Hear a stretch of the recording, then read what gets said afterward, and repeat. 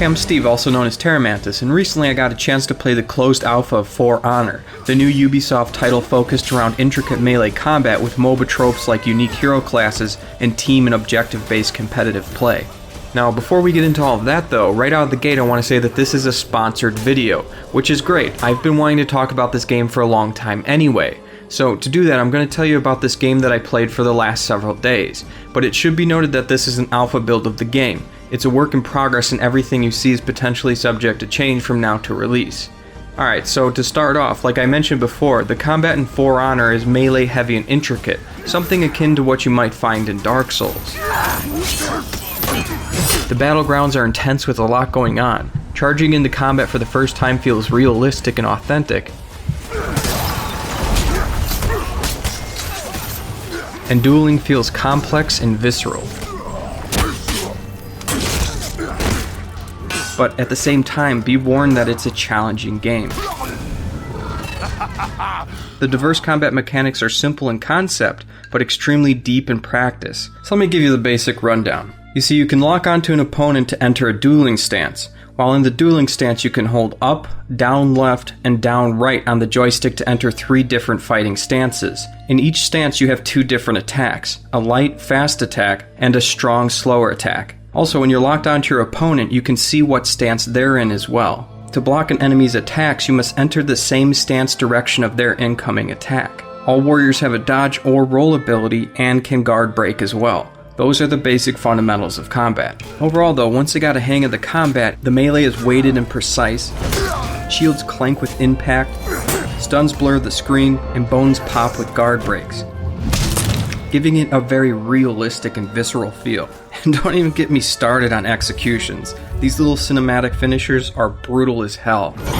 Also, like I mentioned before, there are a lot of MOBA mechanics in For Honor. There are, for example, 3 different factions, Knight, Viking, and Samurai. And each of these factions has different heroes to choose from, each different hero bringing something unique to combat. For instance, the Orochi Samurai can perform a special timed block to parry, then counterattack instantly. Or when engaging with the Viking Berserker, you cannot tell what fighting stance they're in to block incoming attacks until a moment before the actual attack. Every hero class has something specific like this that makes them unique.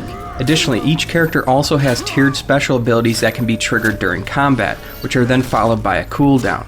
These special abilities range from things like the Viking Ranger, who enrages to increase defense and attack damage, or plants a banner to heal all allies in an area over time, or the Kensei Smoke Bomb, which makes visibility difficult and locking on impossible, or a passive ability that reduces stamina consumption. Also, as you level up your character, you'll unlock new special abilities which can then be swapped around to your favorite loadout from character to character before combat starts. That said, all of these abilities are locked at the start of a match though. Much like a MOBA, you unlock your skills on the battlefield by gaining points for kills and taking objectives. The better you do and the faster you get points, the quicker you unlock your abilities. Now speaking of objectives, let's talk about the different game modes. There are obviously of course the self-explanatory one-on-one duels and team 2v2 modes, but the main attraction here is Dominion mode, a 4 vs 4 objective-based siege battle. During this mode, you and 3 allies attempt to slaughter your way through the battlefield, capturing objective points along the way. Each team spawns at one end of the battlefield, nearest to one of the 3 objective points, with a clashing point in the middle where NPC soldiers fight for dominance. To take the middle point, you must hack and slash your way through these little goons. They're no challenge though, a simple attack spam will send you flying from enemy to enemy in a flurry of killing blows along the way. The real challenge comes from facing off against other heroes. And fighting 2 or 3 real enemies at a time can feel daunting or even impossible at times, but obviously you're not going to always overcome the odds, and you die. When falling on the battlefield, you have to wait for a respawn timer, or you can be revived by an ally.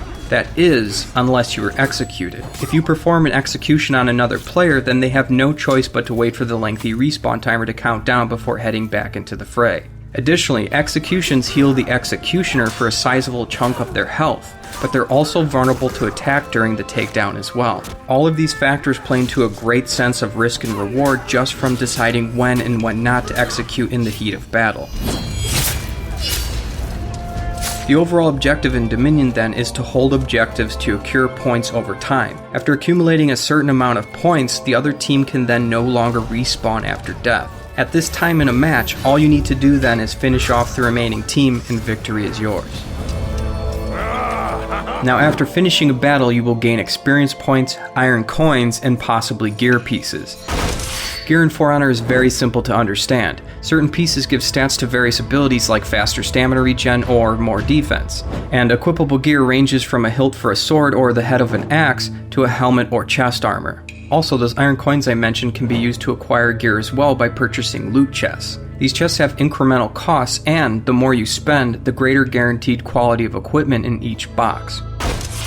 Beyond this, there's all kinds of ways to customize the appearance of your character's armor.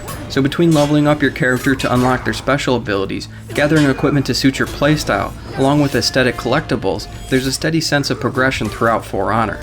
So that's the basics. I highly recommend anyone who enjoys Dark Souls-like melee combat and MOBA-like competitive gameplay to at least try the beta. Really, all Ubisoft wants you to do is go sign up for the beta so they can collect a lot of data to hopefully bring us the best possible product. Also, if you sign up for the free beta, you have absolutely nothing to lose. All you have to do to sign up for the beta is click on the link in the description box below. Also, if you'd like to see more on For Honor, you can click on the video annotations on screen now for additional trailers. Alright guys, that's it. Consider signing up for the beta if For Honor looks interesting to you at all, and I'll see you in the next video. Thanks for watching.